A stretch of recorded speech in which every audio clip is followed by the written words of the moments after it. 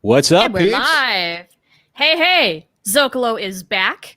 We had an unexpected absence last week, but you know what? That doesn't matter now because we're here. And you know who's not here? I'm surprised. BC. Where are you, dude? You're always here. Like, gosh. I don't know. Well, that's true. Isn't that something he said in the Discord server recently? He's like, I have always been here. That's what he said. So, well, maybe our stats just haven't caught up just yet. Sometimes they're a little slow on the upkeep. Anyway, hello, everybody. Welcome to the Zocalo. I'm Char. That's Norm. We're your hosts for this lovely thing. Oh, and there's BC right there, buddy. Wow. You know, the thing is, we're on I guess we're on like a 30-second time delay. We are a little bit. We are delayed just a tiny bit because it has to go through all the filters and broadcast the satellites into people's broadband, and I don't know how it actually works. That's so funny. Oh my God, that makes my day. Mine too. That was a beautiful moment. So hello, BC. Hello, Super Dave. And hello, Mountains of Elysium. Thank you for joining us right at the top here. We've got a very good topic this week, and it was a fan-suggested topic by Earl, if I'm recalling correctly. Yeah, we were bouncing off of the ideas that were kind of like stemming from Ivanova's like top speeches, and they're like, well, what about other characters that we would have liked to have seen return? So that's where it's like, hey, that's a great idea. And you know what? It doesn't necessarily mean that we had to stick to, I don't know, did you stick to top 5? I have 5, but I have more. You know what? I did not do a top 5 necessarily. I did not rank them like we did with our top 5 quotes. I thought about it, and then I just thought, you know what? No. I kind of want this one to be a little more of a free-for-all because I want to take suggestions from our watchers as well as our own and just discuss possibilities, as a certain Vulcan would say. Well, there always are possibilities, you know. That's right. That's right. Yeah. Yeah. So I kind of want this to be just a little more of a free-form, flowy conversation. We'll get to those who we get to. If we find that we have a whole lot more we want to discuss, maybe we go for a part 2. But otherwise, there's so many topics we have planned to cover. Oh my gosh. I mean, no shortage whatsoever.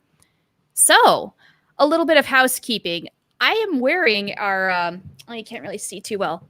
Nope. Zcast. There we go. There's my boobs. Okay. Our Zcast shirt. We haven't really been plugging the merch too much because, honestly, we kind of need to redesign, show off our new Val 2 logo in the merch store, and maybe update with some cool stuff. We talked about it a long time ago. Maybe we ought to throw that in the works. I think that's a good idea. You know, every once in a while, you got to kind of like, you know, shake the trees and like see what's going on. And and we can always do that. We have the Val2 hashtag that, you know, it's kind of like our brand. The big Z is our brand. And also a couple other designs I think would probably be in the works. I'm a big fan of, you know, those word cloud designs. So I would love. Yeah, me too. I would love to try and find a way to see if we have like catchphrases or if the listeners have like, you know, figured out kind of like some of our, you know, I guess our broadcasting ticks. Style. Ticks. Yeah. It's probably more ticks, not so much style, but yes. Yeah. I say something like that. You know what it'd be good for is in the Discord server, people can throw those out at us and we could put them into the cloud and see what spits out. I say, if you will, a lot. I also say so as kind of like my segue into certain thoughts. I do too. It's my bad one. Yeah. I also said, and I said this on Mission Log, I said another one of the things I do is say kind of this. And kind of this is just a soft way of saying I haven't fully committed to saying on air how I feel, so I'm kind of saying it, right? You're suggesting it just to see what the reaction might be. Right, but that's it's such a cop-out. It's either you are or you aren't, right? Not everything is a binary yes or no. Yeah, but it's like when you're really making a statement, it's like, and that's how I kind of feel about it. Well, no, that's how I feel about it because for the last 45 minutes, I have been really kind of excessively opinionated about something.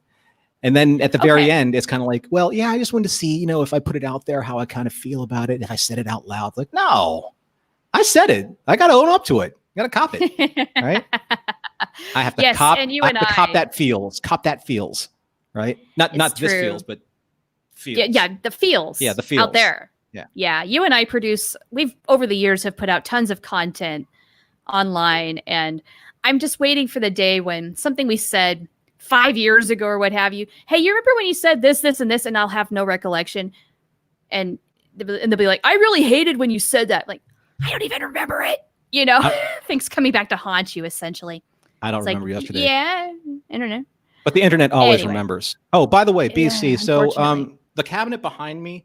So I kind of hulked out on it in a way, not in a bad way. Like I didn't destroy the cabinet, but so there was a narrow passageway between the cabinet and the edge of the bunny cage. And I had to go get the light is at the end of the wall. So I went to go turn it on, came back, and I walked into it, the cabinet. Now, I knocked over a couple things, which I was not happy about. No, don't worry, the Jacquard bus did not tip over. Oh, well, thank goodness. Okay. But I have to say, and as much as I love their products, the stand on the Eagle Moss XL Voyager is horrible. Uh-oh. Is Voyager okay? No, Voyager's okay. It's just that as soon as you like bump into it, anything that's in that, and maybe just my stand, I'm just going to say, maybe just my stand. But it just, every time you bump into it, Voyager is so front heavy that it just keeps falling over, and then it'll just fall off. And then it left the big like paint stain on my, and this is the worst though. I scuffed my Garibaldi data crystal. Oh no. Because it was on the inside of my cabinet and then something fell up against it. And so there's a little scratch. And I just saw that, and I nearly hulked out on that thing. I was like, well, I better just move. I'll calm down. Better move it. And I just move it. Yeah.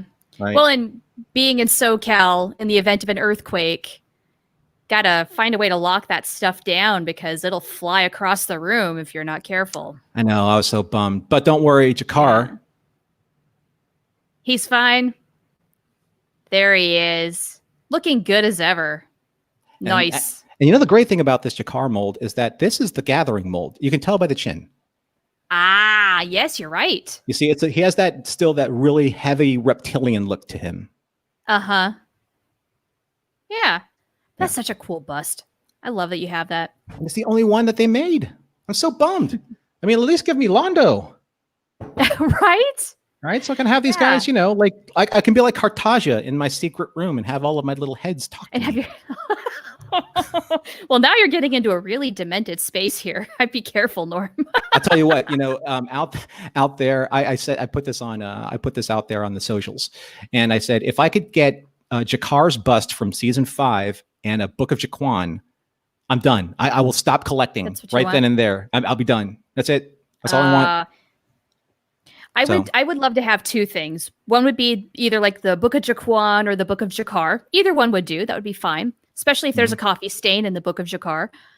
But also the opening preamble of the Declaration of Principles. They did. They had that. They sold them. I know. I should have got it. It was expensive. It was expensive, but I would have made the money back already, and I'm so pissed that I didn't get it. But that would have been amazing. It would have been amazing. Colin, actually, hello, Colin. Thank you for joining us again. Hi, buddy. Colin had a really good idea. Wouldn't it have been amazing if you had Londo and Jacquard as back-to-back bookends, and then you have the Book of Jaquan, the Book of Jacquard, and the Declaration of Principles. Right there. Oh. Yeah, what the hell do I know about? Be a beautiful library. What the hell do I know about marketing? Or nothing, apparently. Nothing. Or it's actually even better, so that you would get those things, and then you would put your B5 books library in there, like the encyclopedia. That's right. Or the artifacts of time and space, things like that. Script books. Yeah, script books, things like that. Yeah. Totally. All of that. Oh, man. Would that just not be the most beautiful freaking shelf on any bookshelf? Right?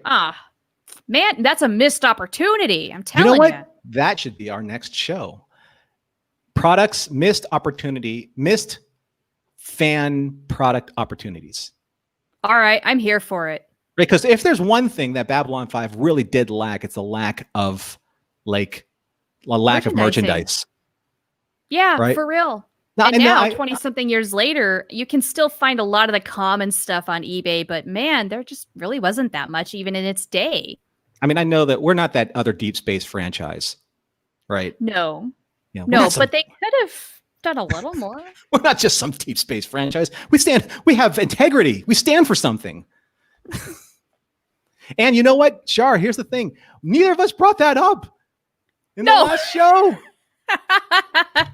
Whoa, oopsie. Oh, my pop filter needs to behave. Stay. No, I heard in some parts of the state they actually call that a soda filter. Really? Pop filter. Oh. Yeah. Okay. You know what's funny is I say soda, my husband says pop, and he's wrong. Well, really? Well, of course he is. What am I saying? Of course he is. That's right. That's what you're going to tell me while we're on camera. So, B5 characters who needed more exposure. We're talking one-offs or semi-regular, non-recurring characters. Yes? Yeah. Characters that we just wanted to see more of. And maybe, we'll have time to explain as to why we would like to see these characters back if they couldn't come back or for whatever reason. Yeah. But before we do that, Char, we got some Baltooing to do. Baltoo. Now, usually I don't put ice in my bourbon, but it is so hot, It's so hot. in Southern California. Oh, you guys, we are on fire, figuratively and literally. BC says SoCal is a hot place right now. BC says it's a Coke filter in the South, and it's a pop filter in Minnesota. And a Dr. Pepper in some parts as well. I've heard that Dr. Pepper, people are buying Dr. Pepper up a lot because I heard that it's in low production mode now. Is it really? That's what I understand. Oh, is there a shortage? I mean, I'm not surprised. There's been interruptions in the supply chain for all sorts of things because of COVID. Might be. Or just might be another internet hoax that I've walked into, as I walk into many. There's probably a whole conspiracy theory about it too. So be careful. I want to say hi to Patrick Carlin. Hello. Hello. He's from Minnesota, don't you know? Oh, he is. That's fantastic. Yes. We're going to do the entire We're doing the Fargo accent. Yeah. And it's not even the Fargo accent, but it's the one that was portrayed in the movie. Right. I was talking to another fellow podcaster, and he's from Minnesota. And I'm like, where's your accent? And he's like, dude. I'm like, all right. I'm just asking. Don't blame me. Don't blame me if you've been stereotyped. It's not my fault. Yeah. For my accent. Oh, I can do an accent too, I don't even know what that we all have an accent. Oh, by the way, maybe I was channeling my inner Latino because I'm wearing my Latino headband today. There you go. Maybe. Yeah. It's all right. It works. And my Latino stash. So the stash is coming back, folks, just in case you wanted to know. Okay. Yeah, the stash is coming back. I felt like I told John this earlier this morning when I was doing mission log. I think it was a rash decision. And maybe it was maybe it was a heat thing. I don't know. Well, that would have made some sense. But yeah, your shaving was short-lived here. Yeah. Well, I've shaved twice. Okay. Give me a little bit of credit for being a man. All right. I shaved at least twice. All right. Let's get into our comments section, we've already got quite a bit about Mac and Bo. Now, you and I, in a previous episode, we wrote a continuation of Mac and Bo's story. So I really don't want to focus too much on those guys, even though I love them. We've already kind of talked about them quite a bit. Mm-hmm. And of course, I would have loved to have seen more Mac and Bo. Who didn't? Right. And it would have been neat to have the lower decks of Babylon 5. Right. Totally, which is why we appreciated them. Yeah, we got that other slice of life that otherwise we missed out on. Hey, all we got is all we got, right? Hope is all we have. Yeah. So in my mentions on Twitter, I'll put this out right away. I've had a lot of people say more Zathras. And I'm not sure which Zathras they mean. Might be all of them. But I want to throw out Zathras as an acknowledgement, and I agree. However, I will also agree that Zathras was used judiciously. Too much Zathras and he loses his luster. Right. But, one or two more moments wouldn't have been too bad. Could we have at least seen him once in season 5? But I guess if we did though, it would have had to have been a really important appearance. And maybe that's just it. It's why. What if it was that maybe he was the one who kind of escorted Sheridan into the Beyond the Rim? Oh, now that could have been interesting. And of course, with that being shot season 4, I don't know if it totally counts, but I don't know. Would it have been better if instead of Lorien, it had been Zathras? I think so, just because I think that, I mean, Lorian obviously was a character that needed to be there, but Zathras was the character I think everyone wanted to see one more time. It would have been fun if he would have at least had some sort of cameo. Like maybe you would have seen Zathras working in the background. I don't know, loading up his ship or something, equipping him to get ready for the journey, for a Sunday drive or something. Because Lorian, I think Lorian needed to guide Sheridan into the light. There was really nobody else more proper for that job, except maybe Kosh, but he wasn't there. So I would have loved to have seen, maybe slightly heard for 2 seconds, a little bit of Zathras, but I get why we didn't, Yeah. Yeah. And, it's just because we loved him so much, but I do think that, he kind of, the last appearance of him in the Great Machine was the last time we saw him, right? When Ivanova encountered him. It was fine. Yes. It was fine. That was like Zathras's apocrypha, I guess, in a way, his coda, in a sense. I just don't think we realized that would be the last time we would see him. Colin asked us specifically, did you write up their story anywhere, the Mac and Bo thing? And that was in we did that in our Sleeping in Light. Not the episode, but Sleeping in Light. We would have liked to have seen them if we could have inserted them. Oh, you know what it was? It was a Lost Tales. We wanted to see where Mac and Bo was. That's right. At the end of Sleeping in Light. If you're asking if we wrote a script, like a proper script, no, we did not. We just kind of went through an outlining process of contemplating where they would be, what would they be doing, and what would their lives look like. And then we wrote a little adventure for them. And then that was it. Right. All right, you want to kick this thing off? I mean, let's... let's go. We've got the big, obvious ones kind of out of the way. So now here's a little more minutia. With the big, obvious ones being Zathras? Yes. And Julie Musante. And no. Out of the way. She's not allowed in this episode. I'm saying she's out of the way. Like, you don't have to bring her up. Okay, well, good. Yeah. No. Done. Now. My first candidate, who I'm a little surprised did fade away without some sort of goodbye, was Brother Theo and Brother Edward. Yeah. The priests. I love them in season 3. We didn't need to see a whole lot of them. They did kind of serve their purpose. And it's my guess, my headcanon, that after they delivered the information to Sheridan and co. over dinner, that they kind of went on their merry way back to Earth and stayed quiet. Mm-hmm. But wouldn't it have been fun to have caught up with them just one more time? Maybe in season 4 at the height of the Civil War or something like that. I don't know. I just kind of feel like one more would have been okay. Necessary? I guess not.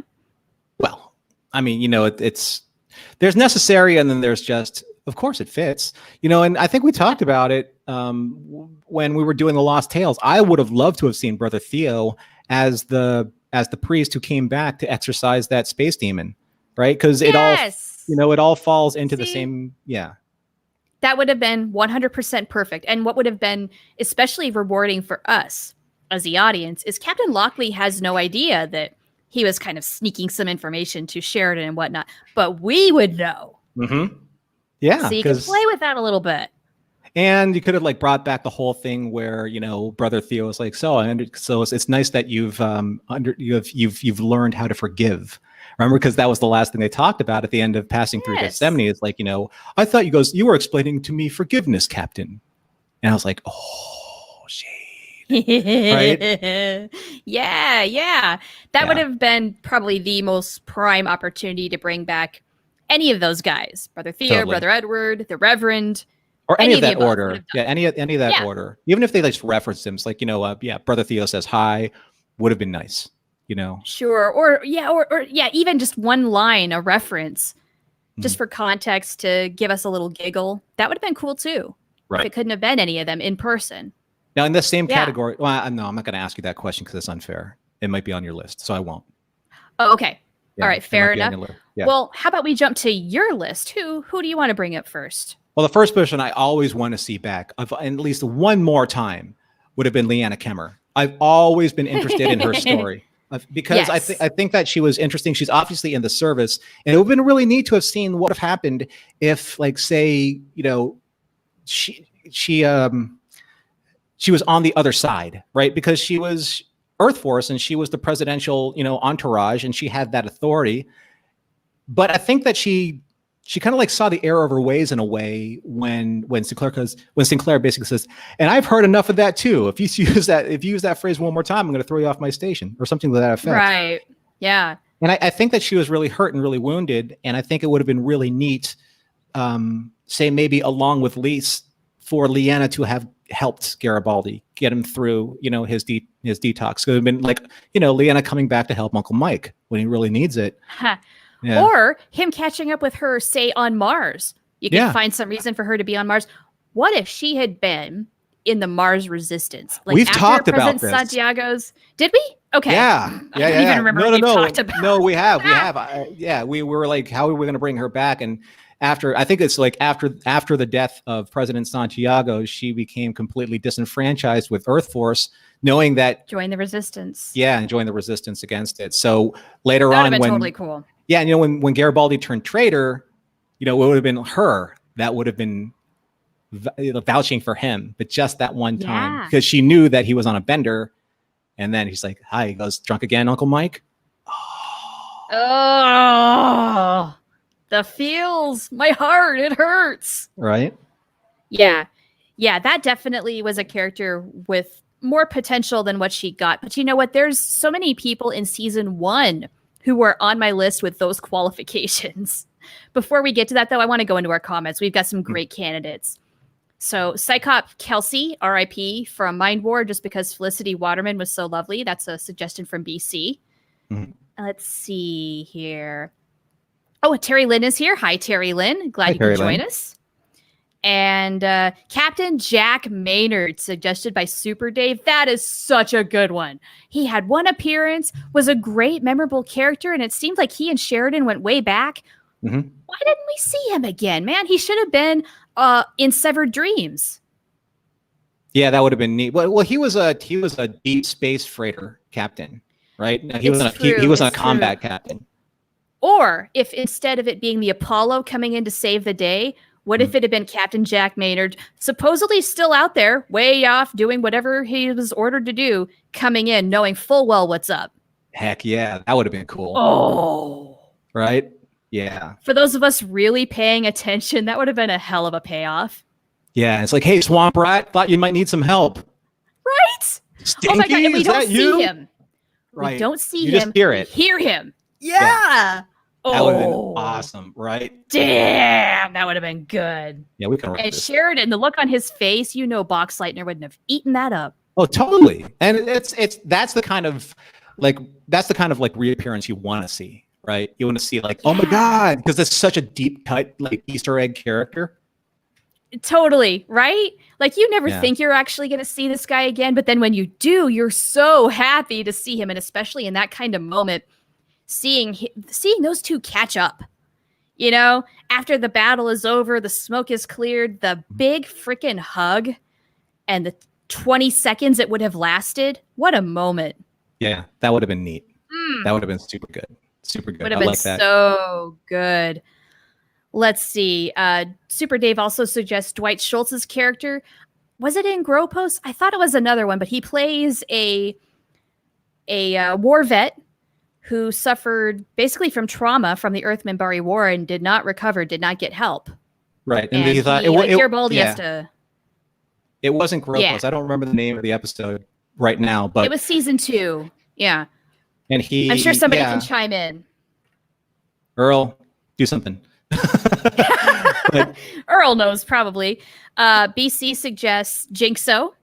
I don't know. I feel like his arc kind of came full circle. He was okay where we left off on him. And then we, of course, end the episode with No Boom Today, Boom Tomorrow, which is a callback to our previous episode. Mm-hmm. David Warner in Grail, still looking.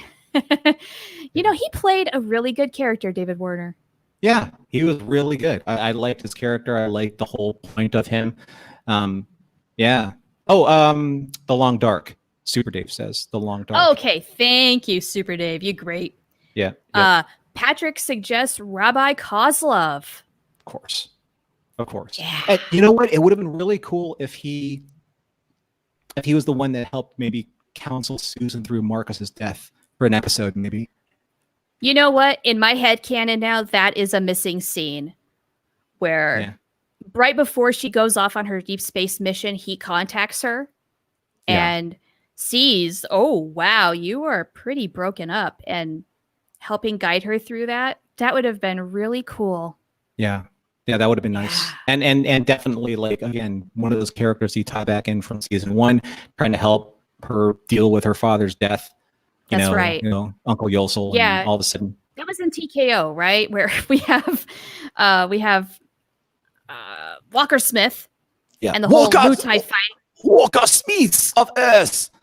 Yes. That's right. Probably one of the most imbalanced episodes of Babylon 5, where you have that really serious story with a fairly lighthearted, Rocky-esque story. It doesn't totally work, but I loved Ivanova's beast story with Uncle Yosel and just coming to terms with her father's death, because in season 1, that is one of those ongoing threads. It's a big freaking deal. And that's where you start to learn just how much pain there is, how much loss there is in her heart. Yeah, well, I mean, it's like she lost her brother, and not too later after that, she lost her father and her mother way earlier. So it's just her now, you know, and it kind of informs, like, it informs how, you know, again, it's just how, like, it's hard for her to trust and open up her heart. This is all happening, like, when Talia comes on the station. So I liked TKO too, Earl. I did. I mean, hey, I'm not saying I don't like it. I just think it maybe is a little mismatched. I think I said this on. I don't think I can say. Anyway, so I said this on a show, the other show that I do. Cannot say. Cannot say. The other show that I do, and I said I will take TKO over this most current episode of Deep Space Nine that I just did for Mission Log. Oh, I know which one it is, and I don't blame you. I'd watch TKO any day. Yeah, any day, because I think even like the Walker Smith storyline is kind of interesting, but it's mismatched. It's mismatched against Ivanova's B storyline. Yeah. Now, if they had maybe mixed either of these stories with other things going on in other stories, like if they put them in different episodes, I think both would have worked out a lot better. Yeah. It's the back and forth, the texture of going back and forth between those two shows is just really disjointed. It's tough, right? man. Yeah, it's a lot of switching gears, and that's really taxing for you as a viewer. I understand what they were trying to do. They were trying to balance out that really serious when you're trying to recover from someone's death, that's heavy stuff. So they wanted something a little more lighthearted, but it doesn't quite work for me. There could have been something else. But I want to bring up Walker Smith because he's on my list. Now, he and Garibaldi, man, I mean, it sounds like they go way back. He only makes this one appearance. And I think I said in the last episode, I think it might have been, of the Zocalo, where Walker Smith should have met up with Garibaldi again in season 5 at the Drazi Hilton. Yeah, right. Yeah, you wanted him to be kind of like, you wanted to get involved, and you wanted him to be kind of like got Garibaldi's back and be the agent that he was supposed to meet up with. Yeah, that would have been cool. That would have been cool. Totally cool. Because I forget his name now because he's such a memorable guy. Right. Yeah, I mean, he's there for maybe all of about 10 minutes, and then he's dead. And that would have like killed Garibaldi, right? For Walker Smith. 100%. I mean, he had enough ammo to delve back into alcoholism as it was already, but that would have just hurt so much more. Yeah. Yeah, big time. Not that I want to punish Garibaldi, but Garibaldi Garibaldi must suffer. Much like Chief O'Brien must suffer, Garibaldi must suffer. Right? Yeah, maybe. At least as far as the alcohol goes, yes. So I just put in a link for our Discord server. If anybody out there wants to join in, call in, click that link. It's invite only, and these links expire after a couple of days. So if you hit that link and it's not working, you can hit us up on Twitter. Our handles are not up right now, Norm. We should put up our banners. Hey, I should put up a banner. And and then there we go. Banner. Oh, wrong banner. That was last week. Yeah. Rather the week before. I knew I forgot to do something. It's okay. You know, we take a week off and what happens? The whole operation just falls apart. Anyway, yes, if you care to join us there, the show continues more or less after there. We always have kind of an informal chat there about a variety of topics. And if there's a topic that you feel should have its own kind of little don't know, subset, because we can categorize by topic. That's what I'm trying to get at. Yeah. By all means, let me know and I'll add it, because it's a slow but growing group. And, there's always a little bit of activity. I check in about once or twice a day, depending on how busy I am. Now, so I'm there. Who's your next pick? My next pick. Well, I did just mention Walker Smith. That could count as my pick. Do you want to make a pick? Yeah, and I think this is a little bit of a cheat, but not so much. But it is a little bit of a cheat because I know that we probably won't ever see him again. But I wanted to see Elric back. Our rules. I wanted to see Elric back. Of the Techno Mages. Okay. Yeah.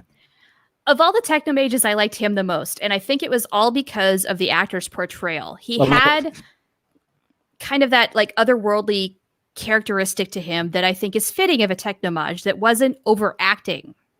Yeah, well, I mean, Michael Ansar he's legendary, right? It's like if you had either kind of like William Campbell as a character on Babylon 5 or John Colicos, who should have been. Oh my God, why they didn't get him as some type of Centauri is beyond me. I'm just saying. But yeah, I would have liked to have seen. I don't know how they would have fit him in, but he was so good. It's just because I love the whole thing. It's like, we are dreamers, makers, shapers. And, I love that whole soliloquy. It's just because every time he says something to you, it just feels like he's grabbing your soul. Right? Yeah. That's a really good way to describe it. I mean, it kind of helps you understand the power of being a Technomage, right? Yeah. He he has so much depth. And he's so good. I actually liked him as that deep voice. Yeah, and those eyes just kind of like stare right through you, right? They pierce right through to your soul, man. Yep. So I thought that was super cool. Yeah, super cool. That's a very good one. Okay, I'm going to bring up one that I don't necessarily want to see, but there could have been something here. I want to gauge everybody's reaction. I kind of want to see how this goes. Lyndisty. How dare you steal my pick? You know how I feel about Lyndisty. Sorry. I didn't mean to steal your pick, really. Man. Well, obviously you know how I feel about her. I mean, she's a hot mess. She's really pretty, but she's also genocidal. And she was slated to be Veer's wife. We never really did find out if for sure how that went. I'm assuming they just called it off, but there could have been something there. There could have been some sort of random line. There could have been something in Sleeping in Light where did he marry her out of obligation? And is she like only her or his wife in fact? Like by name, like she goes to the ceremonies because she's required to. Otherwise, they don't have a relationship, that sort of thing. We never really got that. Well, remember, it's just one out of 3 wives. So, I mean, I don't know if Veer was so worried about having wives so much as he was just about having a good time by the time he was emperor. I think, I actually really do think until she started going, all, like Xeno-Nazi on everything, I actually think that he thought Lyndisty was a good match. Well, if she didn't have the genocidal maniac in her, she would have been a really sweet and devoted wife. Yeah. But that was a deal breaker for Veer. She was so crazy pants, though. Like, just the way she talked about things. Oh, yeah. And if we just do this, then it's like, we could kill him. He's just an animal, blah, blah, blah. I'm like, yeah. What? She's talking about just killing people with the sweetest sing-songy voice. I mean, ooh, I would stay away too, for real. Yeah, that was nuts. Colin says, I think she's in the novels. Do you know which one? And why should I read I would love to know. I need to read the novels so bad. Yeah. I'm about to start reading a bunch of textbooks. I'm going back to school and classes start tomorrow. She's going to be a techno something. A techno web nerd. Yeah, the techno web nerd. I'm going to learn languages. I know some of them, but I'm going to learn more. So let's see. Another person on my list, and I know that this is a little bit of a cheat, but I only got to see her twice, and it's like I will always want to see Dodger back in some form or another. Oh, of course. She's a favorite. Right. Now, I'm not sure how you would do this, though. How would you bring Dodger back yet again? Well, it could have been in between when we saw her, and then when she came back before Day of the Dead, maybe somewhere in between. You know, What if not she was in a dream or something? Yeah, you know, I don't know how. I mean, I wish I was better at like thinking about her story on the fly, but I just love Marie Marshall and I love Dodger, and I would have liked to have seen her back one more time, at least. Yeah. Shout out to the Babylon podcast, who did an interview fairly recently with Marie Marshall, and it was so freaking good. If you haven't checked out their podcast, do that. They kind of did like a series of interviews with a whole bunch of folks from Marie Marshall, Tracy Scoggins. I'm forgetting a whole bunch now, but they did a nice chunk after kind of being in retirement for a while, doing those, releasing them. It was so good. Looks like there's some professional advice being given to you there, Char. Yes, Terry Lynn. I have not forgotten about the color wheel placement. I'm a big fan of layout. In one of my past iterations of my career, I was a graphic designer, so I'm pretty solid on that end. Now I've got to learn the back end. Don't worry, I'm on it, Terry. It starts tomorrow. Starting tomorrow. Well, I have been teaching myself Python in the meantime, trying to get a handle on that, because it's supposed to be one of the programming languages that is a little more accessible for beginners to learn. I have learned a lot, so I'm hoping that's a great jumping point for me when I'm learning JavaScript as one of my classes this semester. And I know a little bit about manipulating JavaScript, but you do not ever ask me to write it from scratch. I don't know how to do that right now. Anyway, we're not here to talk about my career plans. Not right now, but maybe later. Not right now. Maybe later. Maybe for an AMA or on Discord. Just ask me anything. An AMA would be good. That'd be fun. We should do an AMA soon. Yeah, you know, we have had quite a few new people show up, and that's your chance to just really ask us anything, whether it's related to Babylon 5 or not. And, you know, we're both pretty candid folks. We'll tell you the truth. And also, you know, we also have a secondary show that we've kind of we develop from time to time. And that's a Deep Space franchise. We've talked about Voyager, Star Trek Voyager, on a couple episodes. That's right. And then, I don't know, Charlotte's like, do you think we should? I think it would be fun to entertain maybe a Lower Decks. Lower Decks, maybe. Episode? I think let's get back on board with Babylon 5 a little more, just because we did have to take last week off. That's true. Do a little more Babylon 5. I mean, that is our alleged focus on this show. So we'll do that. But I would love to do like maybe a halfway point with Lower Decks. One of the bunnies is making a guest appearance. Isn't that adorbs? That's a rare sighting. That's Buffy, by the way. Hi, Buffy. You'll never be able to see Pippin because her cage is over here. Yeah, but she rarely likes to be on camera. That's cool. She's getting bold. I'm gonna have to beat that confidence out of her. So, oh, for shame. For shame. I'm gonna hug it out of her. I'm gonna love her to death. Hug it out. Hug it out. All right. So, okay. I stole your pick of Lyndisty. Do you have another? Well, yeah. I mean, like, I would have maybe liked to have seen Rebo and Zudi maybe one more time. Oh, now that could have been interesting. Now, fun behind the scenes fact, Bruce Boxleitner was not the biggest fan of having Penn and Teller on set. He did not care for them. He doesn't like their style of comedy. Meanwhile, apparently Mira Furlan liked them and said, oh, I'm going to have to go to Vegas and check out their shows. I don't know if she ever did, but how funny. It's odd. And the thing is that he played it off so well, because it's who was it? It was Lockley that couldn't stand Rebo and Zudi. Yes. Right? Yeah, she's like, oh, I'm going to go on to having some kids right away, you know? Yeah. So good. She was so not having it, right? And I just love, maybe Bruce is like, okay, if you really want to be believable, just channel a little bit of how I really feel right now. Right? Maybe they had that discussion behind the scenes a little bit. But hey, look, Bruce is an actor. He's a professional. He laughed it up for the camera. It was good. Yeah. But yeah, apparently, like on the set, he was just like, whatever, you know. Not feeling it. Not feeling it at all. That's okay. They're not for everybody. I love Penn and Teller, honestly. Like, I've not seen a show or anything, but hearing interviews with Penn Jillette, he's a very intelligent guy. I would have liked to have seen him like on another planet. Like maybe they're doing some type of like diplomatic party on Tuzanor, or maybe like on some other home world. Yeah. Like that a special inaugural ceremony, though, like to break in the new headquarters of the Alliance. He gets Rebo and Zudi to perform because Delenn loves them so much. This is where the Lost Tales can really, really like take advantage of this, because like they could have been there for the 10th anniversary of the Alliance. That would have been great. Right? Yes. Also, thinking a little more forward than we had at the time, if we could possibly do web series as a thing, if that had been a possibility, it's not, but if it were, this is the perfect kind of thing for like a little 15-minute thing. Nothing huge, just a cute little story. I think it would have been super cool. And this kind of like, there was another good show idea that kind of like came about during the course of, I think, some social media chatter where it was, now I forgot it. It'll come to me. Wait, no, I lost it. It's like a sneeze. Oh. You know, don't you hate that? I hate it. I hate it when I lose a sneeze. Oh, it's one of the worst feelings too. Like, you need to, and it just won't happen. Ugh. Okay, it'll come to me.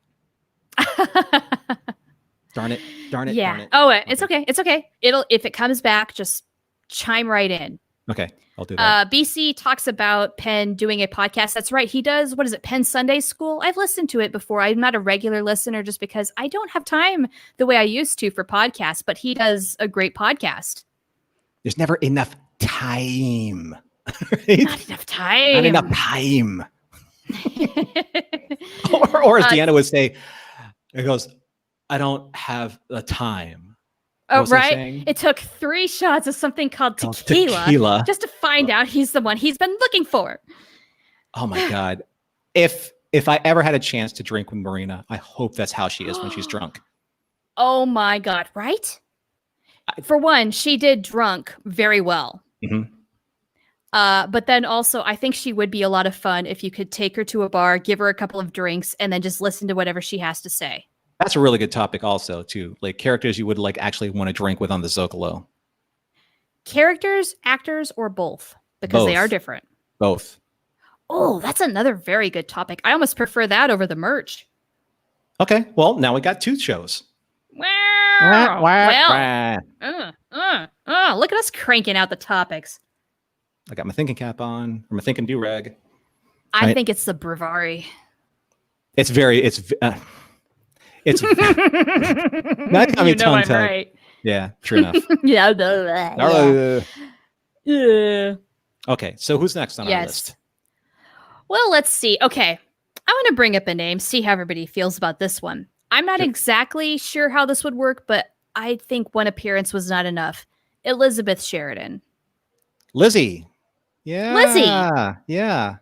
She kind of just shows up to give Sheridan a little bit of backstory and to let us learn about Anna and her death and whatnot, and then disappears, and we never hear about her again. Yeah. It would have been neat to have seen Lizzie again. I mean, considering that she's family, right? I mean, okay, yeah, I understand Sheridan was in deep space and it had been a while, but then, like, especially with things hitting the fan, he should at least mention her. Like, is she okay? Is she... Now, okay, maybe you know this. Maybe our listeners know this. Was she on Earth? I'm assuming she was. I'd have to say yes. So is she looking out for Mom and Dad Sheridan? I mean, these are details we should know. What is it? Super Dave says, oh, wait. I was talking about something else. Hey, Lizzie was hiding out with Rance Howard the whole time. Yeah. That's odd. She was never, I was hoping she was. Yeah. Like, she should be at the Sheridan house, making sure that the corn is growing and all that good stuff. Making it rain. Helping her dad out. Yeah. Of course, I mean, she's probably, I don't know if she's more of a farmer than her dad because he was more of a diplomat, but she should be probably helping out, communicating a little more. But no, we never ever hear about her again. We just see Dad. And it seemed like that they were so tight too. Like they were able to have that depth of a relationship as for a short time they had. That the conversation they had in Fresh Air was really, it was touching. It was, yeah. So why we don't even hear a mention about her again, I feel is like one of those very few loose ends that Babylon 5 could have and should have tied up. Now, maybe there were some plans that just didn't make it in, like because season 4 got so condensed, something like that. But it would have been nice to have at least heard about her one more time, if not, in fact, seen her at least one more time. Here's the weird thing, though, and I don't know, like, if they could have fit it in here, but okay, so in Zahadum, the finale, season 3, the episode Zahadum. Yeah. So you had Anna Sheridan, which was, obviously it wasn't the original Anna Sheridan. It was now it's Melissa Gilbert, right? Yes. It wasn't whose sister was it on Deep Space Nine? It was Yar's sister, the same actress. Oh, Ishara. Yes. Yeah. So you had Anna Sheridan, you had Morden. They were both on the Icarus. Was Justin? I guess then Justin had to have been on the Icarus too. And who the heck was Justin? Well, not necessarily. He didn't have to be on the Icarus, although that would have been kind of convenient. Right. I'm just wondering, like, I know it's a huge digression. I just want to know who the heck he is and why he was there as like the lead mouthpiece for the Shadows. Just me. That's what he wanted. I guess. I don't know, maybe. I mean, that was good. Good response. He was there to serve tea. That's what he did and play host. Beth Toussaint. Yeah, that was her. Yeah, that was her. That was the actress. Yes. Okay, so here's a goofy pick that I would like to have seen again. Do it. And I don't know why. And maybe it's because I'm a big fan of people who overact. Shatner. Sorry. Yeah. Overact. Shatner doesn't overact. He acts just never. Right. Everybody. No, it doesn't. Ham it up for the camera. It's not that he overacts. It's everyone else underacts. Okay. Sure. Okay. Yeah, that's it. So, I really liked. I don't know where he would have fit in, and maybe we would have seen him in the beginning. But I really wanted to see Ari Ben Zion again. From Eyes. Now remind me who that is. He was the guy with the scar, and he was like overacted why he didn't get command of Babylon 5. Oh, okay. This guy. Yeah. I don't know if I could have handled another minute with him. I don't know. First of all, it was like the first time that I saw BC. How dare you? Are you groaning at my impersonation of Ari Ben Zion? That hurts me. Maybe he's groaning at the character. We'll let him clarify. Well, anyway, so I would have liked to have seen him maybe back in maybe with Franklin's dad, because Ari Ben Zion was ground. He was ground pounder. He had the ground pounder colors on. So it would have been cool if like maybe he came back, was underneath, all blood and guts Franklin, and helped, and maybe he was the one that was like in charge of all the troops. No, actually, I think he was higher. I think he was higher on the list than that, because he was like, supposed to be like one of the higher ups chosen to run Babylon 5. But I do like the fact that we saw a different division of like Earth Alliance military colors. Because we saw blue. I like Jeffrey Combs too. Harriman Gray was one of my picks. He's everywhere. Yeah, he's everywhere. And from the same episode, I like Eyes. Eyes is an episode that I like. So yeah, you got to see, Earth Force Blue, Security Gray, and now you got to see like Earth Force, I guess it would be olive or deep green. Sure. And I thought that was neat. And it's like, oh, because we have to see it in the commander of Babylon 4. He wore the same color, designation. And that was like the ground forces, as opposed to say like the naval forces. I think. Right. I'm pretty sure that sounds correct. Now, our listeners can clarify, because they're always so good. They keep us in line. It's great. Speaking of picks, I want to throw out the last person. Well, no, I'm sorry. Not the last person. There's a couple more, but we've gone through a good majority of mine. But I want to throw out General Franklin. Yeah. General Franklin would have been neat to see like one more time. Sure. Why not? I mean, I understand this is kind of a superfluous thing. It's not necessary. But I thought Paul Winfield, I mean, he's a fantastic actor. Love to see him. And even though like they kind of came to some resolution, the Franklins coming to some manner of peace, I would have loved to have known how their relationship evolved, if it did, throughout the whole breaking away from Earth, the Civil War. Are they getting along? Aren't they? Is General Franklin alive? What if he had died? Right. During the Civil War. Yeah. Yeah. I mean, there's some possibilities for that. Mm-hmm. Totally. Yeah. I think that would have been great. Yeah. And it would have been great to see them, like maybe have out like, like one more moment, like one more father-son cathartic moment, sure. In a way. Even a communication between the two of them, sort of like how Sheridan and his father would talk every now and then. I would have loved to have seen just once Franklin doing that with his father.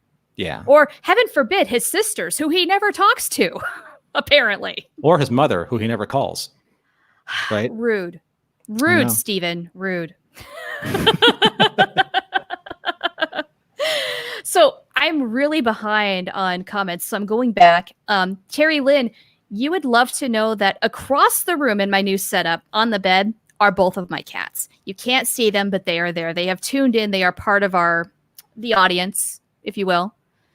There is a chair next to me for Lafayette, my orange cat, to come up and sit next to me. For whatever reason, he hasn't quite figured out that that's the thing yet. I've tried to pick him up and put him on there. He refuses. I'm trying. Can't flip the camera around, huh? Yes. So Earl says, I once accidentally typed Reba and Zooty, and there's a sitcom you didn't know you needed. Reba and Zooty. Like Reba McEntire? I'm assuming so. That would have been funny. Reba and Zooty. Now that would be interesting. I'm not exactly sure how that would go, and I'm not sure if I would tune in. Well, you could always try it once. You know? Sure. But I don't know. I did like select episodes of the comedy, just Reba, because little Naomi Wildman from Star Trek Voyager, Scarlett Palmer's, she was on that show. Was that right? Yeah, I watched the show primarily just to watch her. You know, here's the thing about Reba. Is like Reba is the only person on this earth that I know of that has that accent. I have never heard of somebody with that thick of a Southern accent in my entire life. I mean, there are people that come close, but no one like that, like always like consistently that thick and kind of twangy. Do you suppose it's, I don't know, part of the characterization of herself? She makes a point of it? No, I mean, like every single time, like I see her in the course of like either like public appearances or in movies or anything like that, it's always the same. It's just Reba. It's so twangy. It's very definitively her. That's for sure. Yeah. Well, it's kind of like Marcus, like, you know, like Jason Carter isn't like, you know, he's not like, you know, like a special English person, but his accent is so special English. You know what I mean? Like his English accent is so specific. The thing is there's so many different dialects just of British accents, depending on where you're from, what part, even amongst just London. There's so many different things. So I think we discussed this in a previous episode, where he's from, where that might have come from. It's a little more worker caste, that sort of thing. Right. Yeah.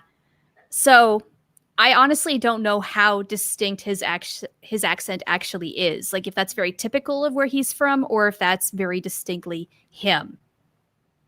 Probably, maybe a little bit of both. You know, a little column A, a little column B. Maybe a little bit of both. Maybe a little. Yeah, exactly. Yeah. So Super Dave brings up a pick I have on my list. So let's go for it. Do it. Elisa Belden. What happened after she went off to Minbar? Because she was that young telepath who her powers had kind of awakened. She was a runaway, had nowhere to go, and was kind of auditioning places she could go. She could have gone to the Narn homeworld. She could have gone to Psychor. And she ended up going to Minbar, which was probably her best choice. But whatever happened to her? Right. We don't know. Yeah, that's actually a really good pick. That would have been super cool. And maybe like, say later on, she was like, I don't know, working with Byron's Underground with the Psychor, against the Psychor, you know, in the Telepath Wars. Ooh, what about Minbari telepaths? What if they had somehow extended an olive branch to Byron's telepaths for helping them find a safe haven?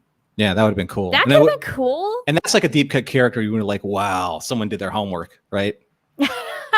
Right. Now, the downfall is I don't know if the actress who played her was maybe the best actress in the whole world. You could have recast her. Sure. They recast Anna Sheridan. They recast Anna Sheridan. Like a huge character, right? For real. And that's no small change. I mean, it's very obvious what they did there. Right. So there would not be a problem with that. And that's one of those season 1 loose ends that we just didn't get any real callback to. And we could have. Mm-hmm. So, yeah, very good pick. All right. So we have our last picks.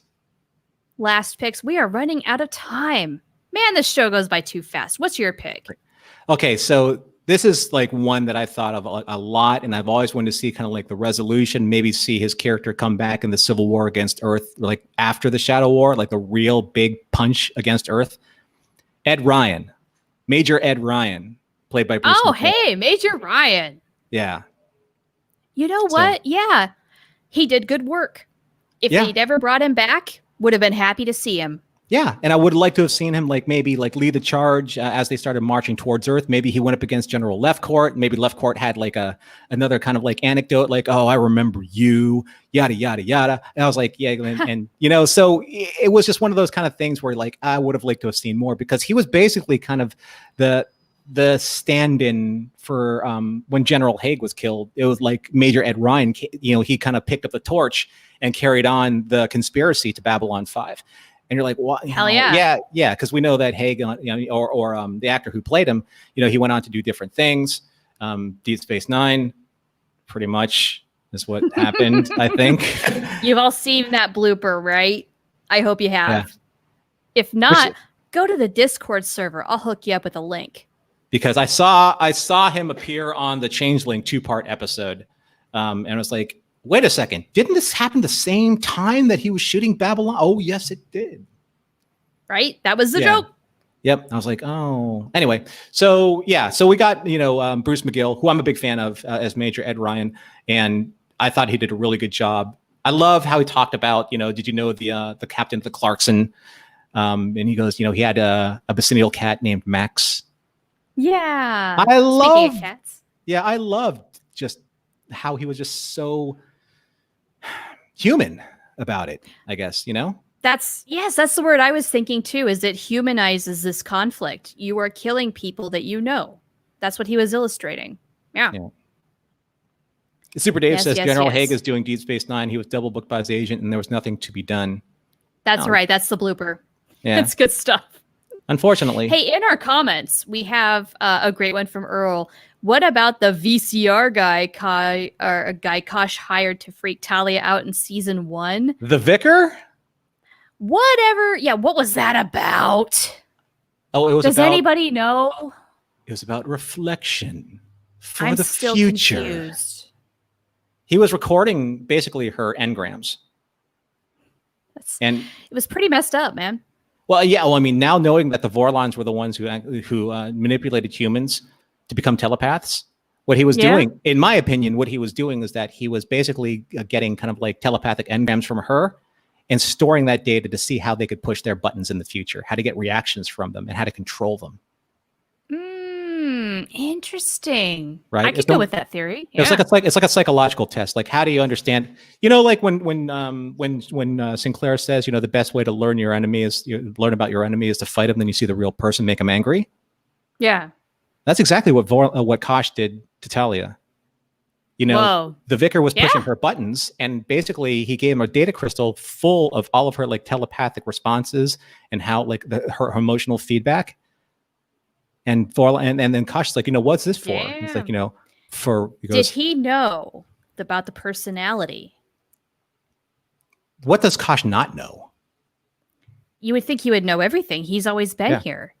Well, I do think that, you know, Kosh is keeping an eye on the telepaths, and then anytime that he has the opportunity to basically get data on them, because she's the resident telepath, which makes her his enemy in a way. Yeah, I mean, that kind of defaults, right? That makes sense. Yeah. So you always want to keep your friends close and your telepaths closer. You really do. Yeah. And then you go telepaths. You know, and then you go out and get a, you know, Jovian Sunspot or like a pastrami ham on rye. Or some spoo. You know. But if you can afford it. Or Crab Nebula. Yeah. So Mountains of Elysium has a great comment about Elisa Belden. Apparently, in the B5 wiki, she became a Minbari citizen and earned the title True Seeker. So that was her future. Oh, she was a true seeker, like David Warner. So how about that? Yeah. Maybe she and Jinxo got together. What if they're on the quest? Oh, that'd be awesome. Jinxo and Elisa Belden. That's adorable. She grew up, she honed in her skills, and they're on the quest together. Come on, that's great stuff. Jinxo shaved, dropped a few pounds, is looking like $1 million now, right? No. Are you shipping him? You know, he's got why not? What, Bell Jinx? Jinx Bell? Jinxon?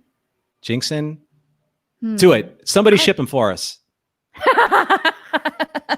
But that'd be cool because he's totally like the nerd who would like never like get a chick, right? And all of a sudden, yeah, it gets shipped off to Minbar. It's like he's going to take up the quest, and all of a sudden, there's this girl there, and he just falls head over heels in love with her. for heels. Oh my gosh, that would be great, Patrick. I agree. We need fanfic now. Do it. Do it. Do it. Do it. Somebody please make a story. We will read it aloud on the show. I mean, I have like other picks. Like, I mean, Jalisa, suggested by Super Dave. I think that's the most coherent word we can get out of these two. Actually, I think that not only is that a great ship name, but it's probably the name of their child. Ooh. Right? Now that's super shipping. Yeah. Right. So they're going to be like, oh, that'd be so cool if like their child was like one of the acolytes that accompanied Delenn when she like went to that one reporter station in the future. And I don't just whatever. It's like my brain's just going a million miles of. Woo. Speaking of which, we're at an hour. Do you have anything that you want to get out at the very last minute? Because I have one thing and we don't even really have the adequate time to do it, but it's the last thing. Okay. So my favorite not only character in the episode that she was in and the episode that she returned in, and I wanted to see her one more time, was Lady Adira Tyree. Oh, Adira Tyree? I was totally cool with how her storyline worked. It was amazing when she did come back, or as the case might have been, didn't come back, but was expected to. Mm-hmm. And then, of course, in Day of the Dead, she does return for one last night of pleasure for Londo. I kind of felt like that was great in how it came full circle. But in the meantime, if Londo had mentioned her just once, it would have been all right. So here's my scene, and it makes me weep openly, except for right now because I can't, because I'm a man, so sure. Okay. So when Londo sits down and looks at this, like just at his, across his throne, like, and he finally sees like the destruction of Centauri Prime, I just wanted him to sit there and I just wanted to hear her say like, you're my emperor, Londo, and all these little sweet nothings. Aww. Right. What if she speaks to him in his dreams? That would, yeah. Or like when he's like really in that drunken stupor, when he's like, because now his thoughts are his own. And so then, that makes perfect sense. That's exactly what it is. Yeah. And obviously because he's kind of like hallucinating in a way because he's really, really hammered, but he needs that altered state to shut up the damn keeper. Yeah. So she was always been kind of like, I wanted to see her one more time. What if Adira is Londo's muse? To do what? Live, enjoy life. Maybe when the keeper is giving him some peace, she speaks to him and keeps him sane as much as she possibly can. She could be the one that's just keeping him from breaking this entire time, right? Just like it's like maybe like he would feel ashamed if he just completely just gave in to the to the Drock and the shadows. He's hanging on really hard, and maybe because she's of helping her. him. Yeah, Colin does mention she's in Legions of Fire books, which I have not read yet. But those are books. I know you hate reading, and there's not audiobook. I don't hate reading. I just don't enjoy it. But you don't read. Norm! How dare you? I'm just saying. Okay, we got to close up the show, but I want to bring up one more person, and I think you'll be happy about this. And I know that she is resolved in, I believe it is the novel verse, Catherine Sakai. Right? If in the show we could have at least had a mention of what happened to her fate, that would have been great, because as we have illustrated, we have not all read the novels, and they are a little hard to find these days, unless you really want to pay big bucks on eBay. Mm-hmm. Just even one mention of what happened, say after Sinclair got reassigned, that would have been enough for me.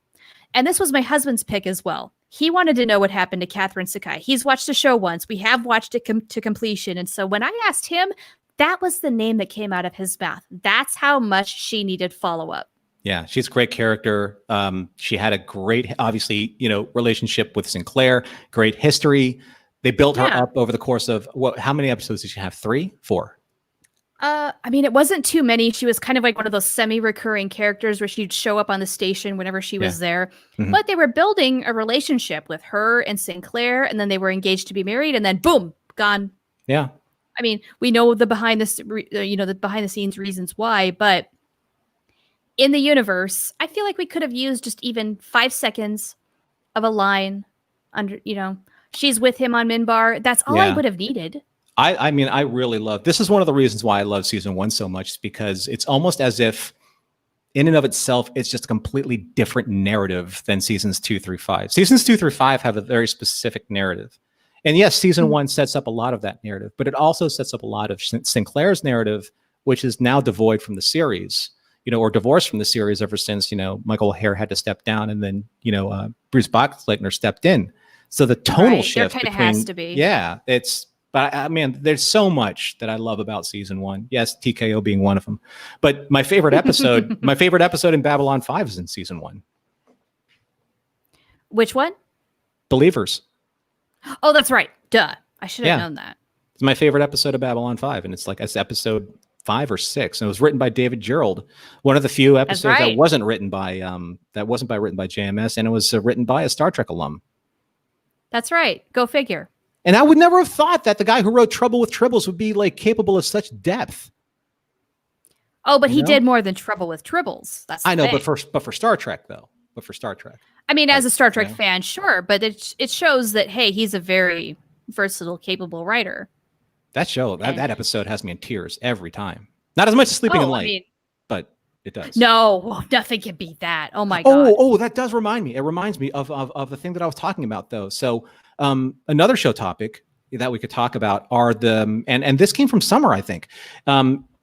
It was what are the other pairings that you would have liked to have seen post Day of the Dead?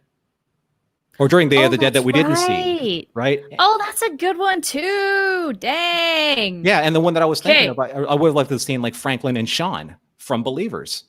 Oh, that would have been a heartbreaker, right? And having Sean say, it wasn't your fault. Oh my God! Franklin would have been devastated, right? Because he's a different guy. He probably would have healed a lot from that. Sort of like how with Lockley and Zoe, finding out how, confirming that yes, Zoe did kill herself, probably hurt a lot, but at the same time helped give her some closure. Well, at least Lockley knew it wasn't her fault specifically. Exactly. And Franklin, I would have. And so if you would have heard Sean say to Franklin, "Hey, look, I forgive you. I know you really did what you thought was best." Something along those lines. Right. I mean, that would have gone a long way for Franklin. It would have devastated him completely and broken him down, but it wouldn't have been an entirely bad thing. Right. And I do think that that situation was kind of pushed him on the way of becoming that stims addict. It's I can't afford to lose, their patient like that, or else, what am I good for? What's my point? Right. Oh, you guys, we got to go. The show needs to come to a close. Right. But there's been so many good show ideas that we generated today, but we are going to go with which one? I don't know. You tell me. I didn't know we were making a choice today. I thought we did. Did we? Well, actually, we initially started with the merch ideas. Yeah. But then we're going to go instead with the Day of the Dead idea? No, there's one in between. Do you remember? I'm so bad at this game. I'm so sorry. It's probably the Brevari. Tell you what, we'll keep it a surprise. If you forgot to, we'll announce it next week. I don't remember. It's okay. I'm not going to try and make you remember anymore. It's all good. What? No, seriously, what is it? I don't remember. What is it? I'll tell you after we're off camera. All right. Suspense. Fine. I'm going to play this to the fullest extent. That said, Terry Lynn makes a great point. If you're in the face of the wildfires, please be safe. Don't breathe in too much smoke. We here in SoCal, we're staying indoors too. We've got a lot going on. NorCal is far worse, though. BC, I believe, is in NorCal and in the face of the worst of it. Unfortunately, I hope you stay safe, buddy. Yeah, everyone stay safe out there. Remember this. Whatever you're doing, with your plans are, a lot of things are going on right now. There's a lot of kind of back to school stuff, and there's going to be a lot of travel going on. Columbus Day is going to be coming up pretty soon at the beginning of, or Labor Day and Columbus Day Labor Day coming up at the beginning of September. Yeah, but honestly, are we really traveling, any of us? I'm not. I'm trying not to, but I actually do have to take a trip sometime in the near future to go to Florida to start working on my big travel Oh, plans. yeah. That's probably one of those rare exceptions where you kind of have to do that right now, don't you? Because you're setting up your new headquarters in Tucson, only it's Florida. Yep. So not as many crystals and far more white supremacists. I'm just kidding. Let's not go there. There's too much to talk about. I've been that way today. The RNC is this week, and I can't. Ask BC. So BC was on the same call with me this morning when we were doing Zoom for Mission Log, and I was kind of zinging it a little bit, and I wasn't even drinking at the time. It's just I'm just that way now. Maybe it's the heat. Okay, it probably is. It does make you lose your mind. It really does. Yeah. So everybody, stay cool, stay safe, and we will talk to you next week. Thanks everybody for joining us, and until next time, be seeing you.